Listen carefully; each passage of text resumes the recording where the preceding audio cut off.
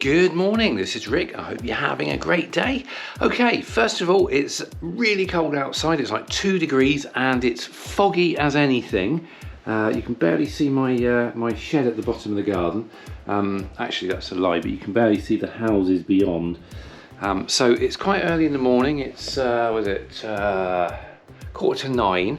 So rather than go out to the van and do all sorts of bits and bobs and make lots of noise with the power tools and everything, I've decided I'm going to have a little experiment with the sewing machine. So while I've got this in the house, I was talking before about putting some sort of curtains on there, and what I actually had in mind was the same sort of curtains that I used to have in my old silver van, and they were secured at the top and the bottom, so they were like a stretched piece of material that went over the windows. I'm thinking along the same lines. I've got these curtain wires and I've secured 4 screws in the corners here on which those 2 wires can sit, and I've got myself some material. So I'm going to experiment today or this morning with just knocking together a curtain, and I'm trying to determine whether I can get away with 1 single curtain or whether I have to make 2, so with a split in the middle. So that's going to be my goal today, and it's, like I say, it's purely experimental. A to see what it looks like, and B to see whether it's practical, whether the curtains will slide open, you know, without putting up a fight. And also I've got to find out whether or not this material, because it's non-stretch material, I've got to find out whether this material will cooperate and not just look weird. I'm hoping the elasticity in these things will keep it taut, but I know those curtains I had in the van, because the curtain tracks were not dead parallel, there were curves in them, the material was like 4-way stretch. But I just figured with curtains anchored at the top and the bottom, they would also act as a door, as a retainer, so that if anything did want to fall out, it would actually have to, you know, the curtains would put up a fight. Anyway, like I say, purely experimental, but we'll give it a go, and let's see what I come up with.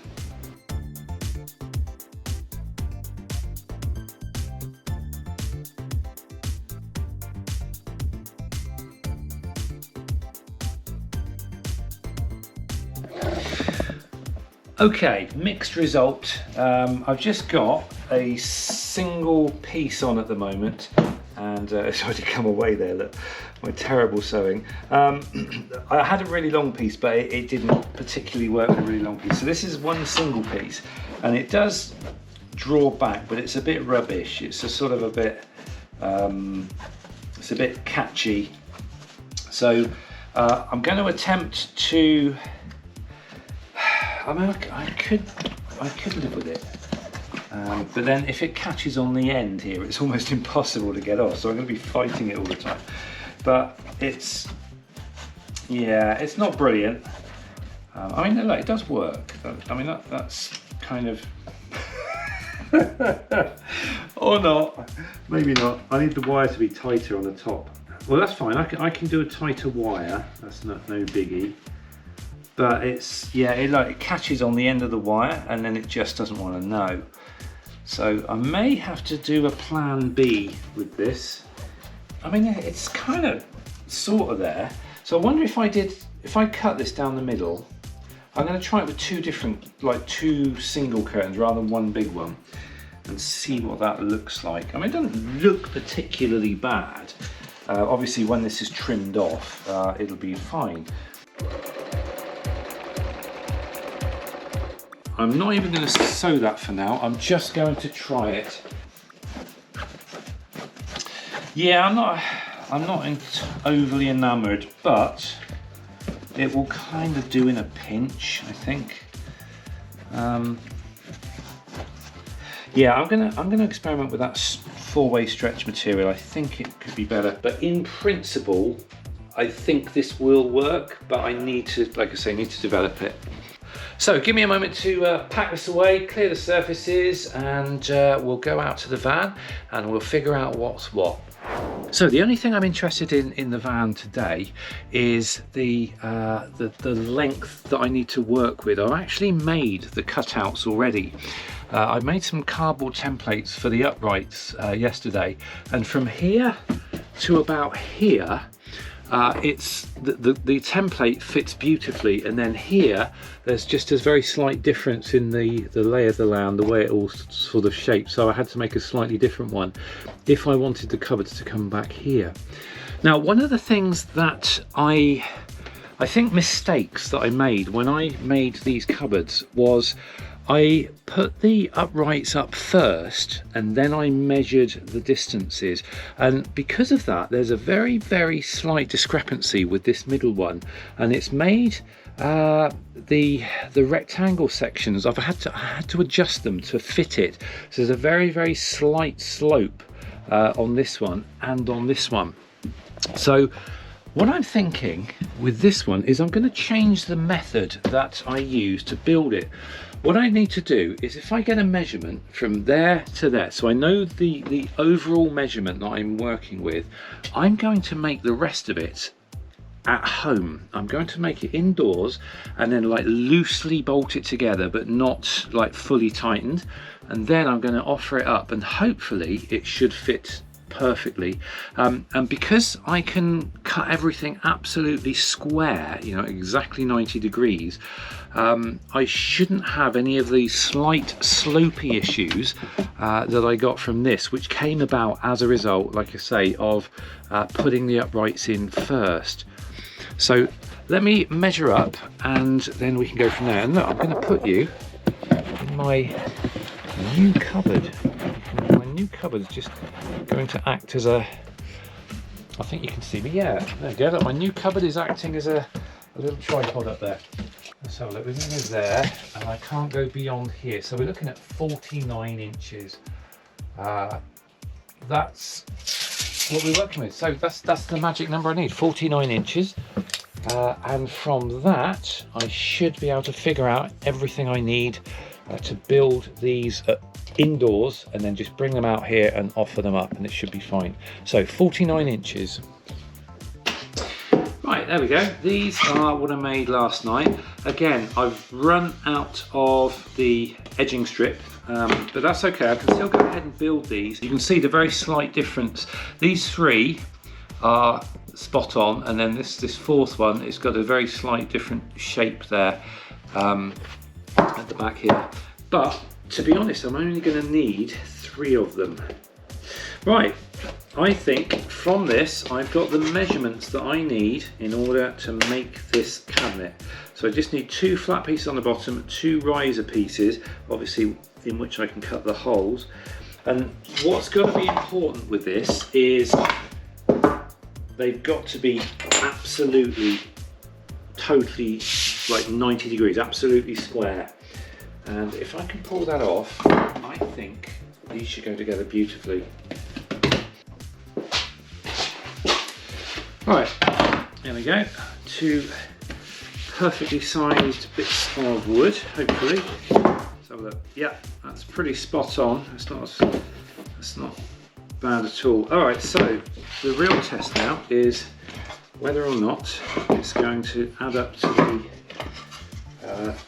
the size that it should be, which is 49 inches. So let's, oops, put that the right way around, that would be useful. Let's get us to measure on there. If I'm not measuring 49 inches, I've done something wrong. And that is just a hair's width under 49. That's fine, I can live with that. Quite why it's under 49, but only a tiny bit. So for the top pieces, I've actually gone for the angle. I've actually got it going for the angle that will match up with the angle up against the ceiling there. Just should be a nice tighter fit. Right, there we go, a little mock-up. They're just pushed together, nothing's screwed in place or anything here. I've just pushed it all together and make sure it sort of fits. I've stacked the bases up on these little these bits of furniture board just to get the height in there, and it looks pretty good. Now the big question, or the big thing I've got to decide now is whether or not to cut a hole in like the others, or whether to go for a C shape. I'm leaning more towards the C shape simply because this is just such a small area, and if I want to put things in and out of there, it could be problematic if I've got this tiny little letterbox opening. And also what I was thinking was, if I do cut a rectangle in there, the bit at the top is going to be incredibly thin and delicate. So I'm seriously thinking in terms of a C shape. I think what I need to do is I'm going to draw a C shape on one and a rectangle on the other, and we'll have a look and see which one feels more correct.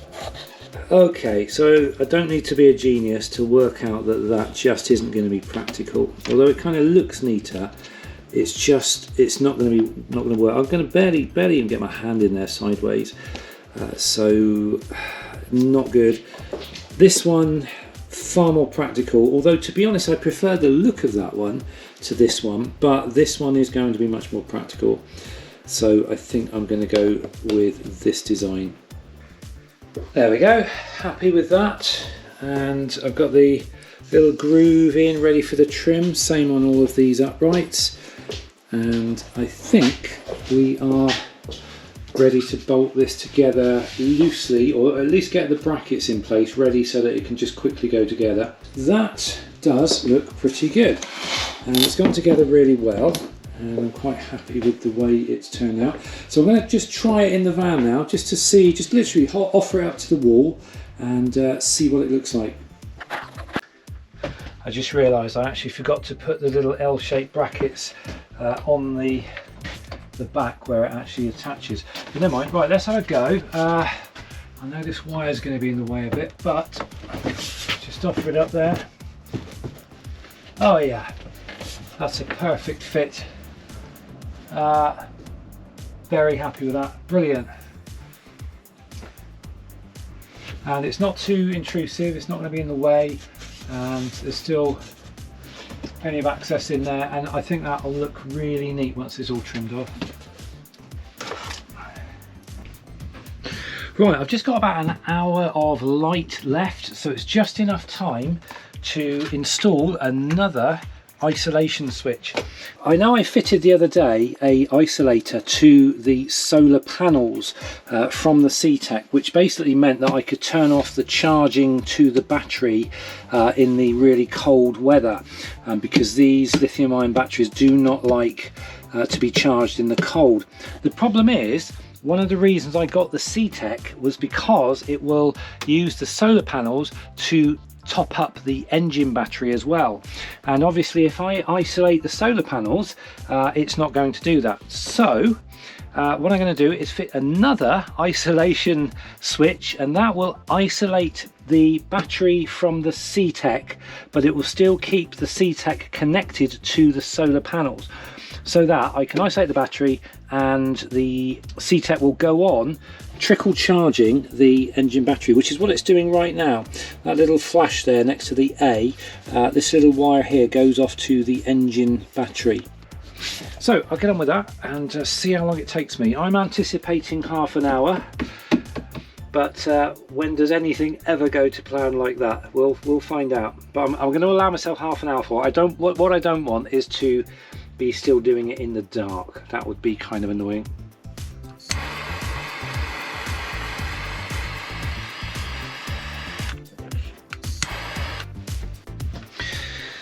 Alright, there we go, all done. So the main battery now runs through the fuse to the isolation switch, which then comes round into the battery out on the CTEK. Okay, still got a bit of daylight left, so I think as my electric carving knife is coming tonight, if I get a template made out for the bed, I can then cut the mattress tonight when the, even if it gets dark, and then I can concentrate. Now I've got the sewing machine down, I can now concentrate on trying to get the mattress cover all sort of stitched up, maybe get a sheet as well and see if I can adjust that so that it'll go on this corner more accurately. Although to be honest, I was thinking in regard to the sheet, if I just secure a little elastic thing with a little, like a braces clip on it, I can just use the little clip to pull the sheet tight. I don't know, I'll improvise something anyway. But yeah, so cardboard template is next up. So the cardboard template is done. It looks a bit sort of messy, but I know what it's for. In fact, I'm gonna lay it down just so that it doesn't go out of shape. So that will help me to cut the mattress the exact size I need. Obviously I can't do anything until the carving knife gets here, which is going to be at least another 2 hours. So I've had a nice tidy up around the house. I've hoovered the floors. I've pretty much now finished all of the cutting work. So all of the heavy duty sawing, all the power tools and all the rest of it. For the most part now, I think I don't need to get the power tools out again, apart from the bit just above the cab, which I may even leave till the spring or the summer. It's just a fiddly little thing. It's going to take some sort of pretty heavy duty designing. But it's not important. For now, I've got the curtain up there. I can go camping with it as it is, but at some point I will go in there and do it. But it's not going to be part of this particular phase of the project. So yeah, so literally I can now spend the rest of time pottering. And that's the position I wanted to be in. I wanted to get all the heavy duty stuff out of the way, so now I can just potter and tinker to my heart's content. And no doubt I'll grab the camera and sort of point it at whatever I'm doing as I'm doing it. But for this video, I think I'm gonna knock it on the head. So thanks for watching, have a great rest of the day, and I'll see you in the next video where I will no doubt be pottering and tinkering. Until then, take care.